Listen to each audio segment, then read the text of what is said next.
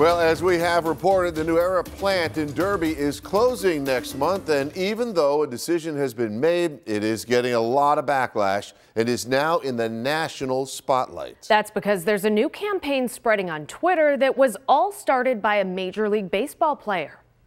66%. Game over.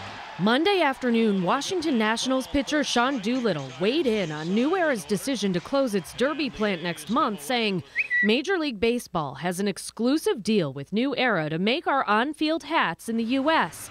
But now New Era is planning to close its factory in New York next month and eliminate 200 union jobs in favor of non-union labor. 1,700 retweets and nearly 3,000 likes later, the hashtag New Era Hats Off, started months ago by the labor groups against the plant's closure, took off as Doolittle continued his Twitter thread. Doolittle's tweets prompted Colin McHugh with the Houston Astros to pledge his support by tweeting, "When I was in the minor leagues, my wife and I lived with a woman whose family worked in that factory since its inception. She showed me hats from the early years of New Era MLB and was so proud of her connection to the game." More than 200 New Era workers will lose their jobs next month when the company moves the work to a plant in Florida. New Era has said it needs to change its business model to stay globally competitive. Last Tuesday, New Era announced it reached a severance deal with the union representing most workers at the plant.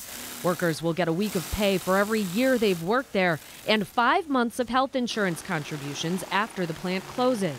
An informational picket outside New Era's Buffalo headquarters, organized by the Coalition for Economic Justice, scheduled for February 12th, was postponed until the 15th, then canceled after that deal was announced.